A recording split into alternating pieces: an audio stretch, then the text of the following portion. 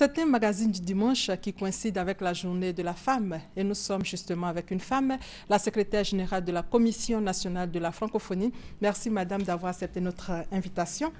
Merci à vous et bonne fête. Merci madame. C'est la journée de la femme. Pour coller à l'actualité, quelles sont les actions de la francophonie en faveur des femmes en Côte d'Ivoire? Eh bien, la francophonie fait de la coopération. Elle accompagne les stratégies nationales de défense des droits de la femme.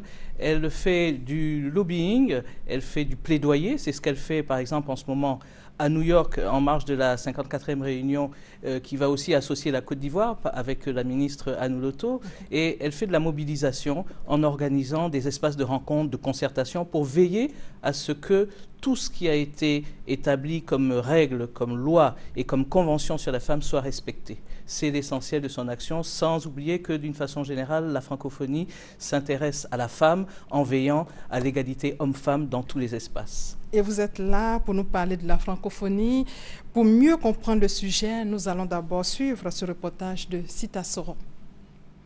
Promouvoir la langue française, la diversité culturelle et linguistique, promouvoir la paix, la démocratie et les droits de l'homme, appuyer l'éducation, la formation, l'enseignement supérieur et la recherche, ce sont entre autres les missions de l'Organisation internationale de la francophonie, OIF, institution regroupant tous les pays ayant la langue française en partage. En Côte d'Ivoire, l'OIF est représentée par la Commission nationale de la francophonie, CNF. La CNF veut amener le pays à participer à toutes les instances de la francophonie et aux autres rencontres internationales, assurer la promotion des investissements francophones en servant d'interface entre les organismes francophones d'investissement et les promoteurs de projets nationaux. Elle veut également constituer et promouvoir une documentation sur la francophonie, raison pour laquelle elle s'engage dans des activités telles que l'ouverture du campus Senghor en Côte d'Ivoire, qui a eu lieu le 3 février 2014, la préparation et la participation aux instances de la francophonie et l'organisation de ces journées, dites journées de la francophonie.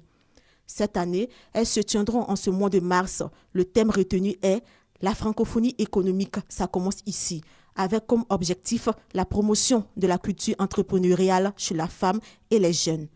Notons que la Côte d'Ivoire organisera la 8e édition des Jeux de la francophonie qui auront lieu du 21 au 30 juillet 2017. En parlant justement, avant de parler de la 8e édition des Jeux de la francophonie, parlons d'abord du dernier sommet de Dakar qui a eu lieu en novembre 2014. Ce sommet a vu l'adoption d'une stratégie économique des États membres de la francophonie. Pourquoi cet accent particulier sur le volet économique, madame ? Bien parce qu'il y a à rechercher aujourd'hui des nouveaux modes de consommation, des nouveaux modes de production. Et en fait, la stratégie économique de la francophonie veut allier croissance économique, lutte contre la pauvreté et lutte contre les inégalités. Donc aujourd'hui, il faut trouver des nouveaux modes de financement, les modes publics et privés, des modes qui vont s'appuyer sur les financements nationaux et internationaux, mais aussi avec le privé, avec les entreprises et avec ce secteur qu'il fallait inclure dans les stratégies de la francophonie. Et c'est pour ça que cette stratégie a été mise en place pour qu'il y ait un texte normatif. Quel est l'état de la coopération entre la Côte d'Ivoire et la francophonie ? Il est excellent. Je crois que c'est un pays, nous sommes un des pays où il y a plus d'actions de terrain avec, si vous voulez, des actions phares comme les CLAC, les centres de lecture et d'action culturelle dans notre pays. Il y en a 10 dans le nord et on en demande encore environ une dizaine. Il y a l'initiative IFADEM où on forme à peu près 600 mètres à distance et en présentiel. Il y a aussi le MASSA et il y a toutes les missions de la francophonie qui s'accompagnent de programmes pour la paix, la démocratie, des droits de l'homme avec l'Assemblée nationale, pour la culture, pour l'environnement. Enfin, un panel en Côte d'Ivoire d'activités, sans oublier que la Côte d'Ivoire regorge d'énormément d'associations, d'ONG qui travaillent sur le terrain à toutes les missions de la francophonie qu'on connaît peut-être encore mal, mais qui sont, disons, encadrées par la Commission nationale et pour lesquelles nous activons une coopération qui va de façon croissante. Vous parlez des actions de la francophonie. Peut-on espérer avoir d'autres programmes de la francophonie dans notre pays? Oui, nous avons 2 programmes essentiels pour lesquels nous nous mobilisons. C'est le programme de développement local qui s'adresse aux populations du milieu rural, qui est le programme Profadel, et le programme Élan, qui est le programme, si vous voulez, d'apprentissage des langues nationales, parce qu'en Côte d'Ivoire, nous, on a commencé depuis longtemps à nous rendre compte que les langues nationales permettaient, si vous voulez, un meilleur l'apprentissage des cours et des enseignements. Et la francophonie en fait sienne de ce constat et a lancé un programme que nous souhaitons aussi, dont nous souhaitons bénéficier, et ça va se faire, je pense, bientôt après les prochains conseils permanents de la francophonie où cela se décide. Notre reporter l'a dit tout à l'heure, le 20 mars, c'est la journée internationale de la francophonie. Quel est le thème retenu pour l'édition 2015, d'abord au plan national? Au plan national, c'est la francophonie économique, ça commence ici.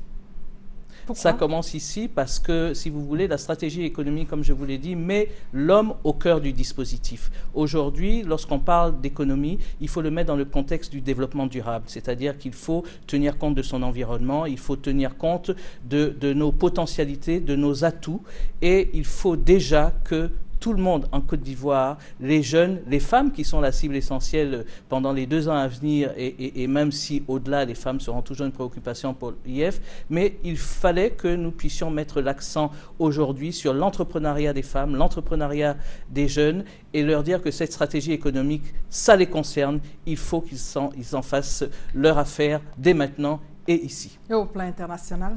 Au plan international, c'est plutôt j'ai à cœur ma planète. C'est tous les risques du développement durable liés à l'environnement, liés à la biodiversité qui seront mis en avant pour que femmes, jeunes et toute la communauté francophone puissent se préoccuper des changements climatiques et de la sécurité de notre biodiversité. Est-ce qu'on peut avoir une idée des activités retenues pour cette année en Côte d'Ivoire? Alors cette année, nous aurons des activités de formation.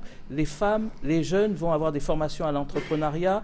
Nous avons des partenaires comme la Chambre de commerce et d'industrie, comme le CPC, et ils vont nous aider à pouvoir encadrer ces entrepreneurs et ces entrepreneurs en herbe ou ces entrepreneurs en devenir. Nous allons avoir évidemment beaucoup d'activités autour de la culture et des arts, et nous allons avoir, disons, un catalogue d'activités avec nos partenaires, les directions régionales à l'intérieur du pays et les ambassades francophones, et surtout nous allons nous réunir, célébrer tous ensemble. Toute la communauté francophone sera présente à l'hôtel du district le 20 mars pour que nous puissions fêter la francophonie, cette commémoration du 20 mars 1970 qui a vu sa naissance. Les jeunes inventeurs sont au centre des préoccupations. Pourquoi?